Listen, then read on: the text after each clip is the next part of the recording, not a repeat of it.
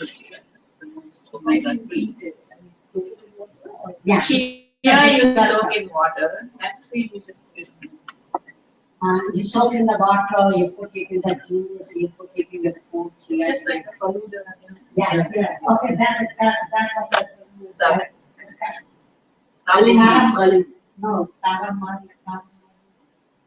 That's what they call in Bombay people. They get black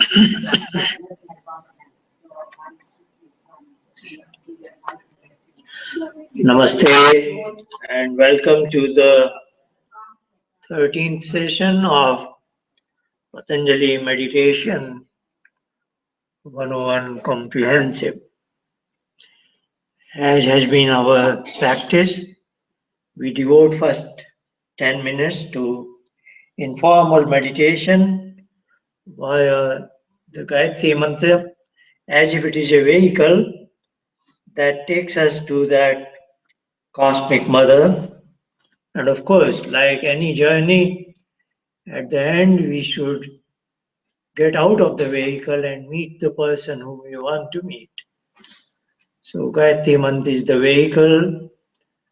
During the journey, we contemplate over its meaning, but deep in meditation, I am lost in the lap of that cosmic mother. So let's recite it a few times and then be in meditation. Om Bhurbhuvah Swaha Tatsaviturvarenyam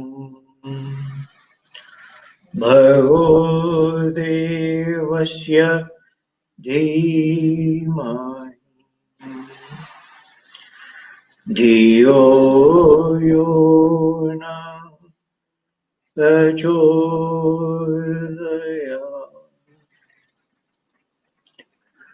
Om Bhurbhuvah Swaha Tatsaviturvarenyam Bhargo Devasya Dhimani Dhiyo Yona Prachodaya.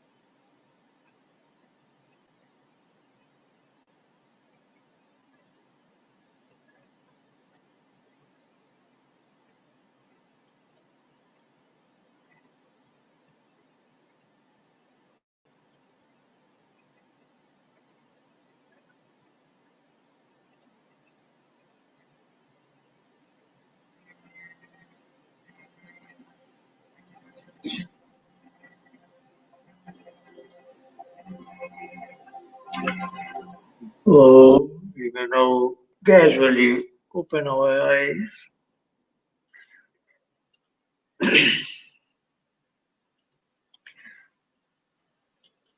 We are discussing Patanjali Yoga Sutra. We are on Ashtanga Yoga now.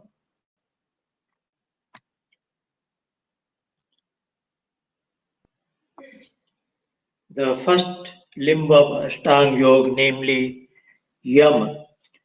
Last time we had Patanjali had merely listed the 8 limbs of yoga, Ashtanga Yoga, and now we will be seeing what is the benefit from them. The number 1 in the title means first limb, that is Yama. Yama, how do we interact with others in the society, taking care of not to hurt, to be truthful, etc. That we have discussed. Now we are slightly looking at how does it benefit us from the Patanjali Yoga point of view. 35th statement is Ahimsa Pratisthayam Tat Sannidhau Vaityaga. So Ahimsa, which is not to hurt anybody, humans or animals, birds, any conscious. Because the final proof of consciousness is you feel pleasure or pain. So only a conscious being can feel the hurt. So taking care not to hurt anybody through actions or words or even thoughts. So because thoughts finally becomes words and finally becomes actions. So he's saying if one has practiced ahimsa properly, that leads to absence of enmity. So you don't have any ill feeling towards anybody and there is no enmity in your mind. So these are very positive virtues to practice Patanjali meditation so that your mind can be calm. 36th statement is Satya Pratisthayam Kiya Falashayatvam. If we practice Satya, which is truthfulness, harmony in thoughts, words, and action, if I do exactly what I have said and I say what I really mean, and not only that, we have love for truth. We are inquisitive enough to know what is the truthfulness in the world and behind the world, invisible world. Then that leads to rewards of activities. We have seen that yes, there is a law of karma. If I do something, it brings its rewards, but sometimes a person is impatient that I have performed so many good things, but positive rewards are not coming. What Patanjali is saying, if you really become, if Satya, truthfulness is absolutely grounded in your life, then you will see that rewards are forthcoming. whatever you do, it brings rewards in a short gestation period. The next 37th is Aste Pratisthayam Sarvayatnopasthanam. Aste was not to steal, not to take away anybody's belonging without permission. If that is basically originating from greed, so it implicitly means there is absence of greed. If you are not greedy, it means you are not tempted by others' wealth and property and belongings. That means there is implicit contentment that I have everything, I don't want anything more. And so there is no question of grabbing from others. So if you have everything, that is as if you have all the gems. You know what he's trying to say is, if you have acquired all the wealth, then you don't need any more. And if you don't need any more, then as if you have everything with you. So that sort of a feeling, or if I were to elaborate further, if somebody is a multimillionaire, a lot of his wealth and property, etc., is in certain pockets, certain bank accounts, certain investments, etc. That is not quite in with me. It is in papers here and there. So that makes him feel quite secure, and he feels that he has enough.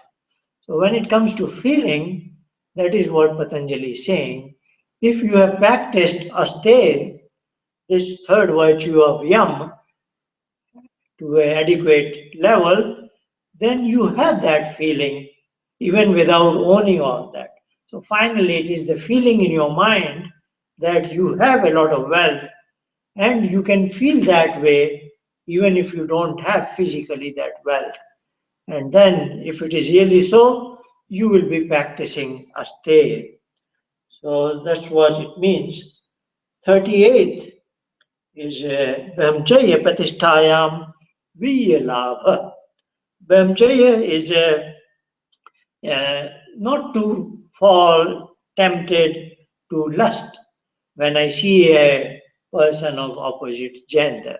So what he's saying is, if you have practiced that enough, like small children, they are boys and girls, they just don't care. They are just playing with one another, and it doesn't matter whether one of them is a boy or another is a girl. They are just indifferent to the gender of the person, and they just enjoy their life. So if we are innocent to that level, where it just doesn't have any influence on me, what is the gender of the person I am interacting with, then Brahmacharya is established in me. And then my all the energies are converting into the end product. What does it mean? That is what the vital, subtle energy. For example, when I eat, consume food, then there is enough, I say there is a kind of a furnace in my belly that feeds in the food I have eaten, and that converts physical energy. That's what gives rise to physical energy in my muscles and in my body organs, that I can walk, run, and do, lift weight, etc. So it was the food acted as the fuel for the digestive system, and that converted the hidden energy in food into my mechanical energy. If you think at a more subtle level, finally, when I have consumed food, it goes through various transitions. They are in Sanskrit called as rasa, rakta, etc. Sapta dhatu, 7 elements. Finally, I have the what is called the vital fluid. That vital fluid is not the end product from Patanjali's point of view. Patanjali is trying to say that if you are deep in meditation, that vital fluid is becoming the fuel, and that is being transformed to innermost energy, subtle energies, vital energies. that is called urdhva. So that energy is not going waste, not flowing downwards.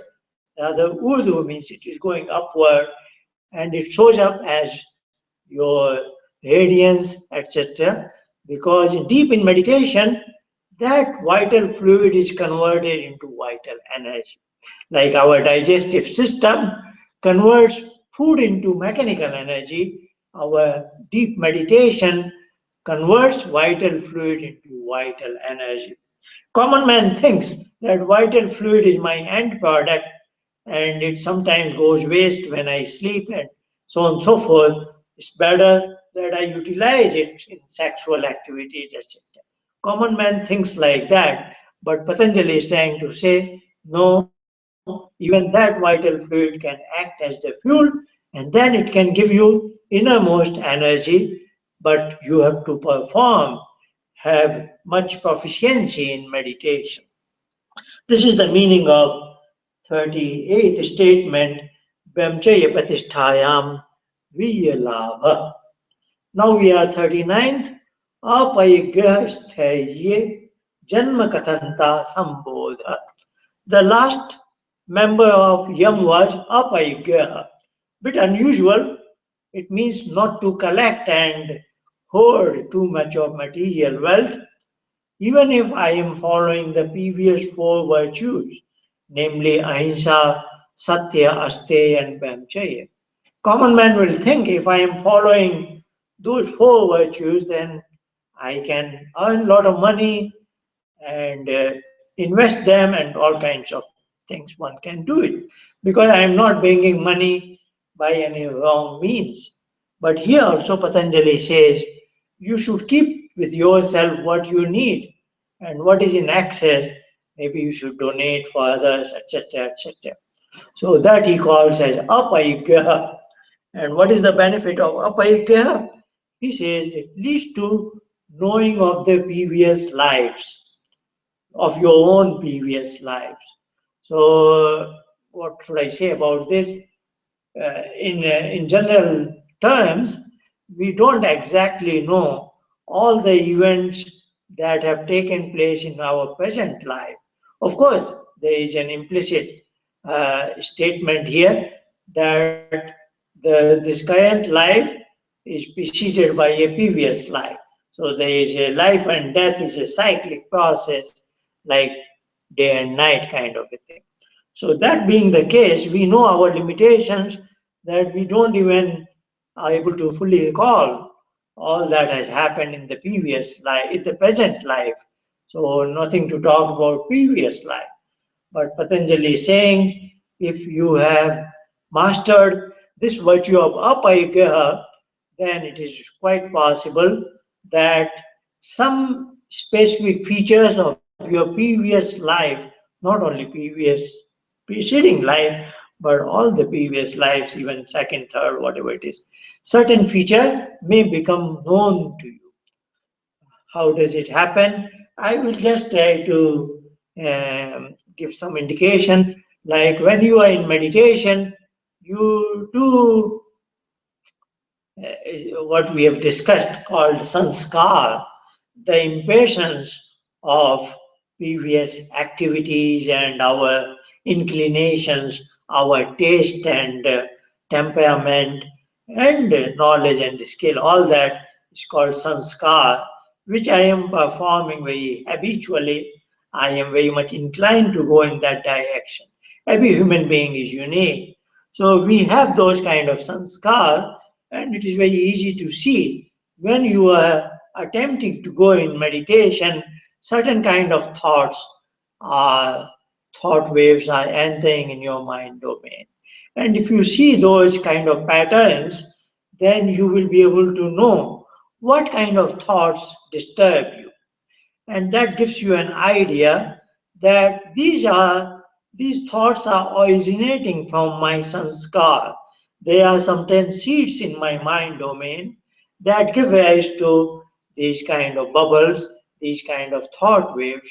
And how did they come from? Then that thinking that will give you an idea, if not in the current life, in the previous life, I picked up certain sanskars, certain things I amassed, I gathered a lot, and that is what is giving rise to all kinds of seeds and thought waves in the present uh, life at this moment when I sit for meditation. But of course, the beauty of meditation is deeper in meditation, these sanskars, what is he calls, gets burnt out. And that is what something we will be discussing later today. That is the power of meditation, Patanjali Yoga. Deep in meditation, when I am disconnect from my mind, then as if my mind is serviced and certain sanskars are burnt out by the servicing agent, that cosmic mother and father.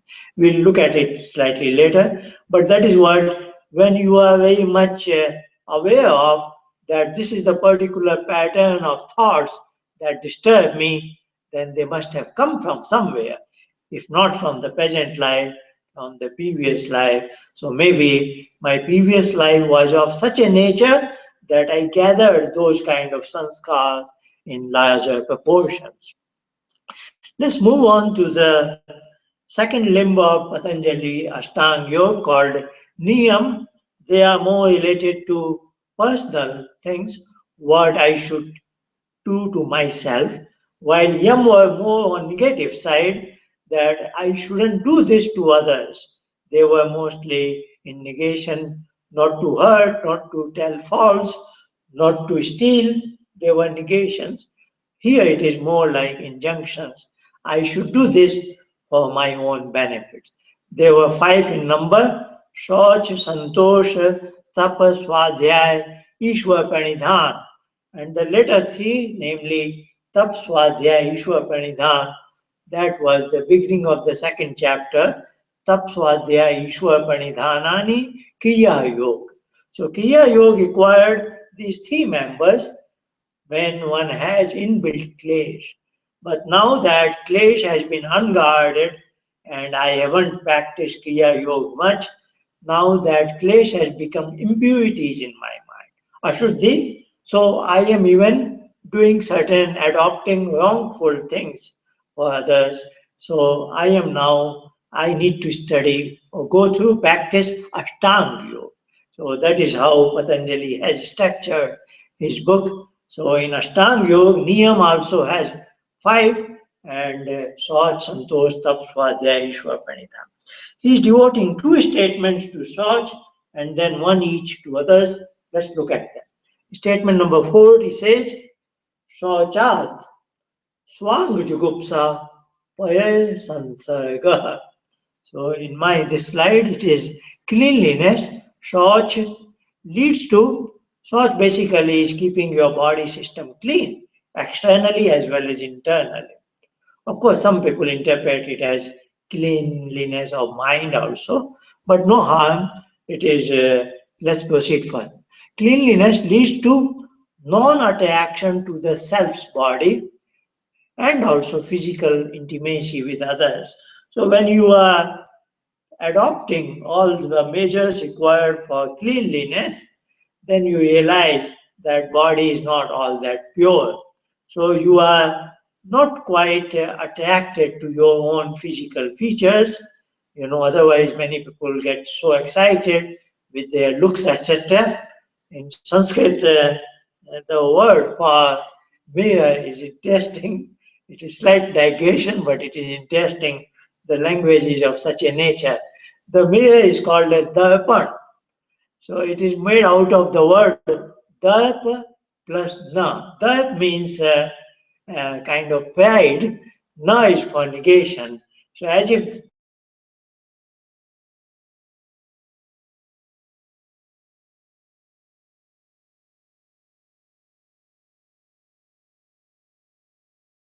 name of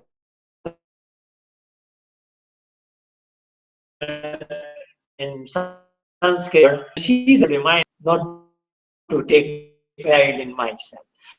So that is what is going further from Patanjali's point of view. He is saying if you are adopting this means of cleanliness properly, then you will not be attracted to your own physical features. You will not be attracted to your own physical features. You will be then you will reach Swang Juhula.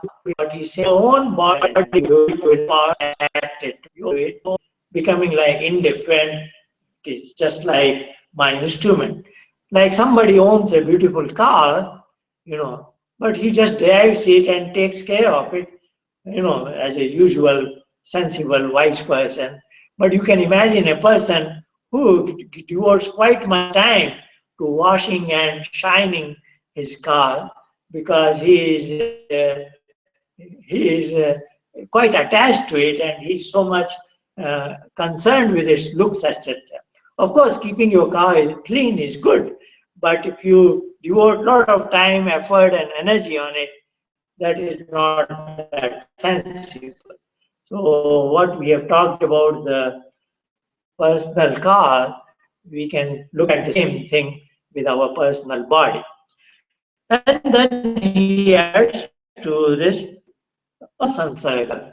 So when you adopt that personality, so-called getting attracted to another human being and intimacy, physical intimacy, that doesn't when attractive proposal for you.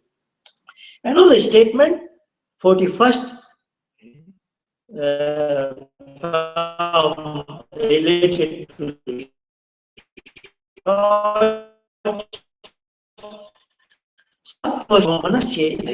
element others can lead to what is stated in these and be pure. This is sattva, shuddhi. Sattva is chitta, shuddhi is purity, purity of mind. Somanasya, suman is good mind. Ekagyata means focusing your mind. You have the ability to focus your mind. In the Jayat, you have conquered your senses. So you are not going after sensual pleasures, etc. And also, Atmadarshan Yogyatwani cha. Atmadarshan is self-realization. So this is so much of emphasis on the simple activity, what we call cleanliness. Now he moves on to the second, Santosh. Statement 42 says, Santoshad Anuttama Sukha Labha. Very, very strong statement in superlative degree. We have in Sanskrit the prefixes are ta and tam corresponding to comparative degree and superlative degree. So he is using superlative degree. Uttama means the super most, nothing is better than that. So that is what anuttama is, there is nothing beyond that. So what he is saying is contentment, santosh, brings climax of pleasure. So sukh is the happiness. I think instead of pleasure, happiness is better word here. So this is a mental state which, of course, if it is positive, you feel good. But this is contentment can bring it to the highest echelon of that happiness. So you might be noticing that when it comes to Niyam, the journey is inward from body to the mind and he is going further inward. So while the first element, Shauch, cleanliness, was more pertaining to the body, contentment is more related to the mind state. So, of course, as you can see, if I am contented, it means I don't need anything.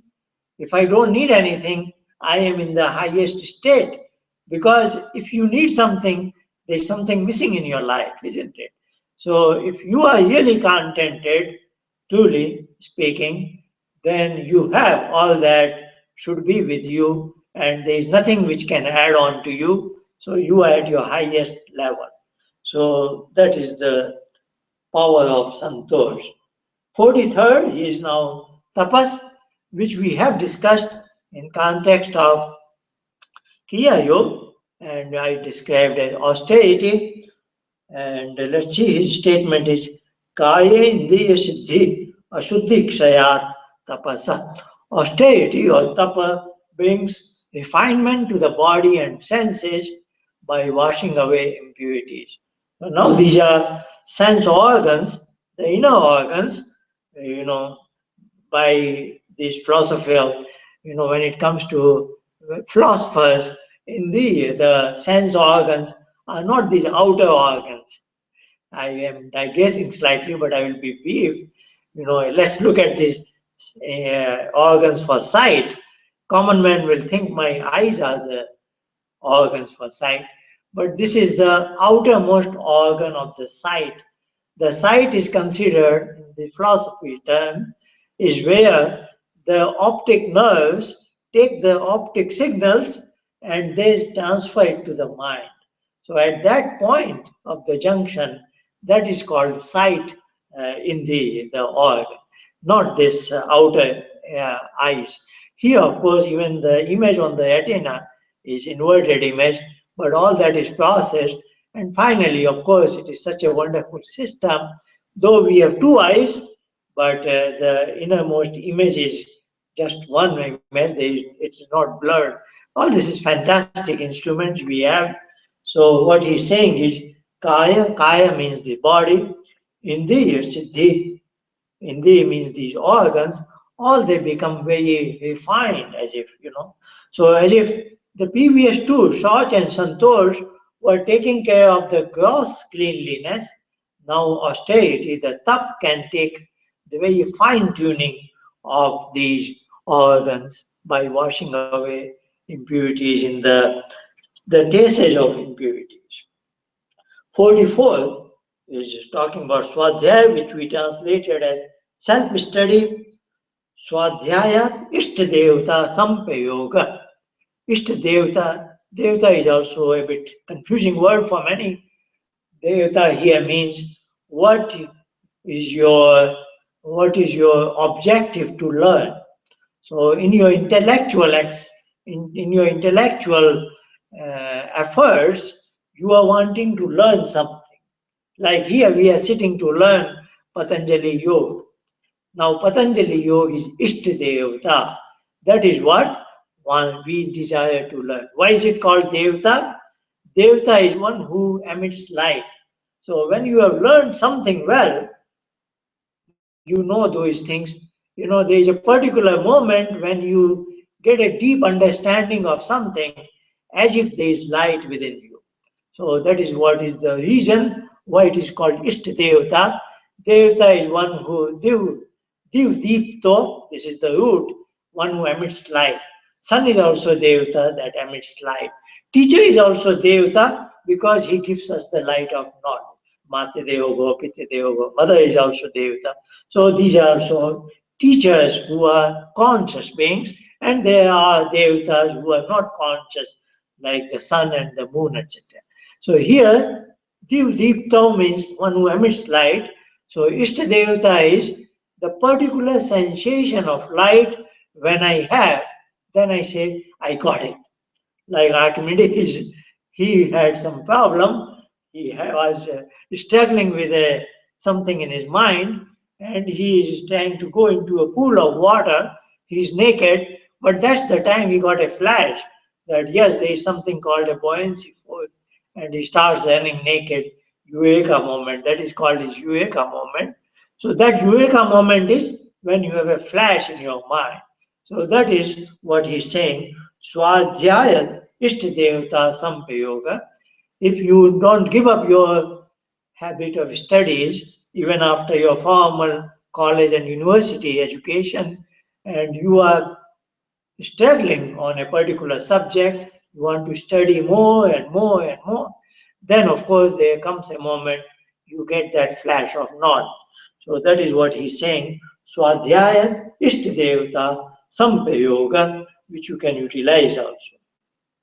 Finally, Ishwar Pranidhan, which is very important in Patanjali Yoga, which is also in Yoga, first chapter, Ishwar Pranidhana Adva. In Kriya Yoga also it is there, Tapaswadhyaya Ishwar Pranidhana. And now again in Ashtanga Yoga it is there. Now he is specifically defining what does it give you? Samadhi, Siddhi, Ishwar Pranidhana. Now we are in the innermost orbit of our own. That is what is the journey in Niyam. So in the innermost cave of ours, if I have practiced Ishwar Pranidhan, which I have tried to explain as love and surrender to Ishwar, like the example I have given is a small child has to his mother. So this is from child's point of view. Mother has been showering love on child, but when the child begins to reciprocate that love, so much intense love, then that is Ishwar Pranidhan. And what is the net result? Then the child feels good in doing anything that pleases his mother. If his mother says, do this, do that, he does it in playfully, he just enjoys it doing it. So if I have practiced Ishwar Pranidhan, I have deep love and that feeling towards that cosmic entity, infinite soul. And then not only that, due to that love, I become part and parcel. I participate in his mechanism. He is doing all the benevolent actions, karma, for the good of all beings, and I also become a small part of that. So I enjoy doing on his behalf. That means I submit all my actions, all my karma to him. I don't want any reward. It becomes nishkam karma. So this is what he is saying. If all that is established in me, then I will be united with him. So in dhyan, we want to disconnect from our mind, and usually we say, I want to go to cave, disconnect from my mind, be alone. But if I am practicing Ishwar Pranidhan, I will not be alone. I will be united with him, and that is what requires Ishwar Pranidhan. So that much is discussion on Ashtang Yoga today. I have a small comments to make, uh, and then we will sit for Ashtanga Yoga based meditation, what we call formal meditation. Let's look at mind is an instrument such as a car, and we care for its servicing by an expert mechanic. Of course, we just now talked about washing our car, etc. Of course, we should take care of it, but sometimes we want it to be cared by some expert mechanic. When I want to drive long distance, I don't want to take a chance a day before that long journey. I go to an expert mechanic and I tell him, as far as I am concerned, the car is fine, but I don't want to take chance. I will be driving 500 miles tomorrow. So can you just see if it is all in perfect condition, just to ensure there is no breakdown in the middle of the journey. And then that expert mechanic, because he is expert, he is of course able to find some faults here and there, and he just takes care of it all, does all kinds of servicing, and you take it back from him. And what is important, in those hours of servicing by that mechanic, you are not able to use the car. It was inactive from your point of view. That is why we emphasize meditation as total disconnect from mind, total void of thoughts, absolute calm, blank, still mind, so that I can disconnect from it, because then only a wonderful thing can happen, that that cosmic entity can wash and service the mind. This is the only way to wash your mind, to get it serviced, isn't it? So let's look at transformation in mind. Now, in the third part of our current course, I want to discuss with you not only relaxation to mind, a new thing. What is it? Transformation in mind. Both sleep and mindfulness meditation give relaxation to the body and mind. When your body and mind are relatively inactive, they gain relaxation. But when mind is thoroughly inactive, absolutely inactive, no thoughts, nothing is happening, then it is Patanjali meditation is one step beyond, as it transforms mind by washing and servicing. So look at it as if the expert mechanic is servicing your mind. And believe me, there is no other way to wash your mind and service your mind. That is why I say Every human being must learn Patanjali meditation because we know how to wash our body, but no human being, even no psychiatrist knows how to wash your mind or service your mind. This is the one and only one mechanism. That is why this is so important, that it transforms your mind. Unknowingly, we let lot of things go in our mind. We knowingly, unknowingly, wanted or unwanted.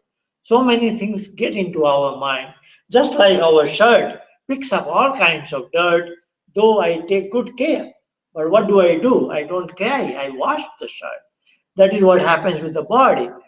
Unknowingly, with our good effort, still all kinds of dust and things fall in our on our body.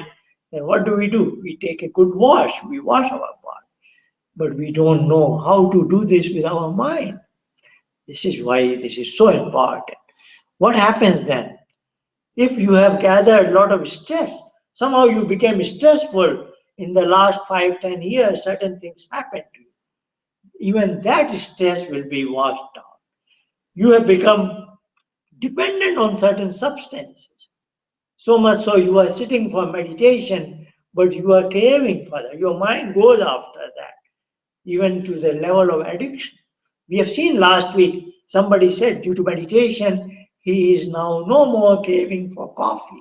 He got so much, dependent on. Even those dependencies will be washed out. And that's what we have seen. Last week, one person gave his feedback like that. And not only that, if we get tempted due to the greed, anger, lust, and all these, human weaknesses are there, if we get tempted, we fall and slip and to get into some wrongdoings once in a while. Even that will not be that easy because our moral stature will be further building up. So, because our mind will be renewed, resetting your mind.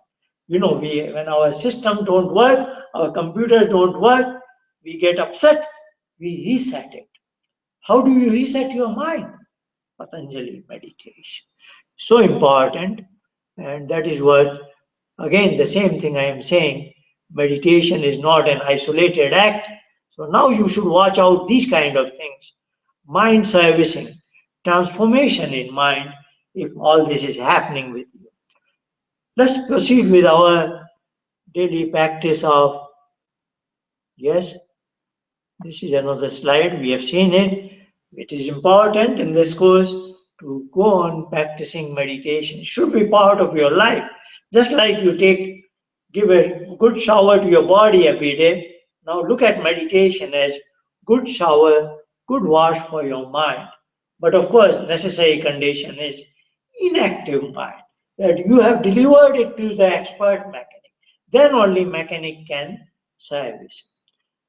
Okay, we are ready for our formal meditation sitting. The usual 5 steps of Ashtanga Yoga, you are quite familiar with them. And I am setting an alarm for 10:45. It's about 14 minutes. So as usual, I will go into my moderator's room.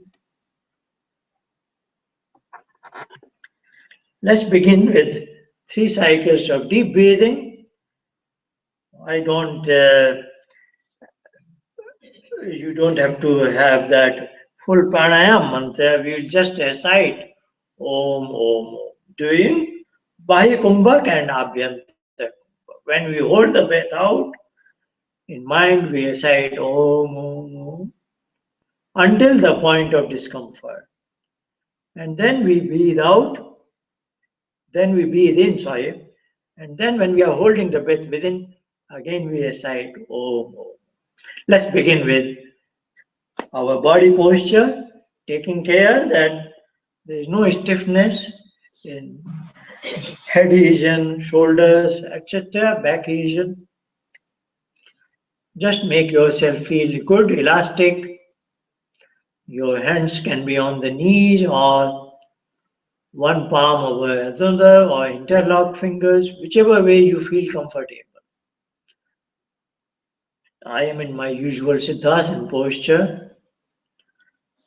You can take Sukhasana or Siddhasana, whatever is comfortable. Okay, now we begin 3 cycles of deep breathing. After that, instruction to our mind with 5 times that pranav sound. Then we focus our mind between the 2 eyebrows. Once the mind is settled there, we walk deep into the sky as if we enter into the cave. Now you may motivate your mind. If you have love and affection for the Ishwar, then you may build up Ishwar Pranidhan with you and you may tell your mind, I want to meet my most beloved cosmic mother, father, whatever you feel like.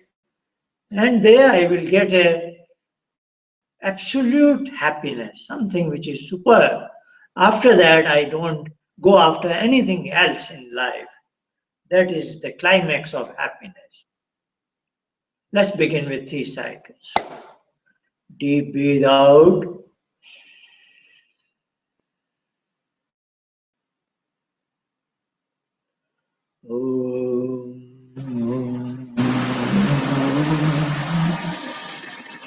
Breathe in.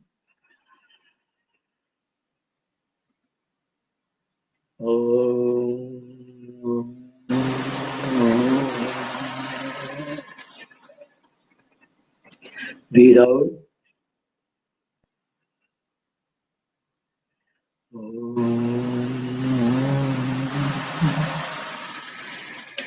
Breathe in.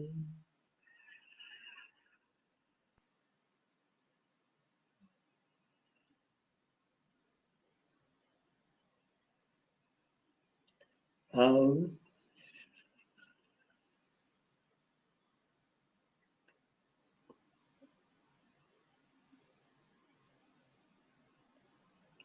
In.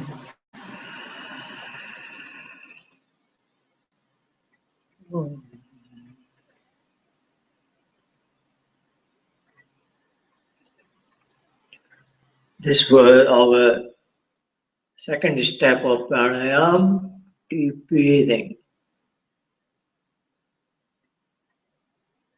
We are letting our breathing become normal so that we can hand it over to our body's automated mechanism and I can disconnect from it. Let's instruct our mind now. Oh.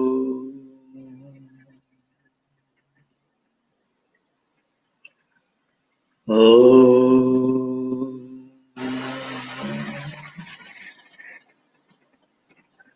Oh.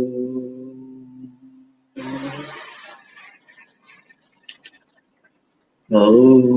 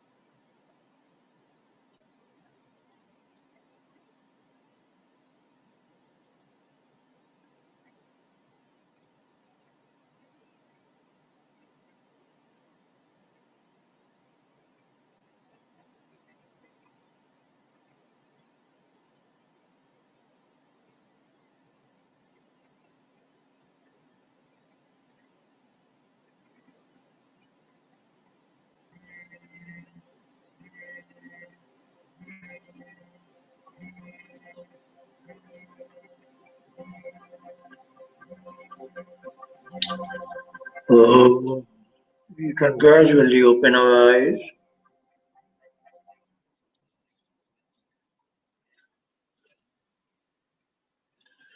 That was our 13th session. Thank you for joining us. We will meet again next week.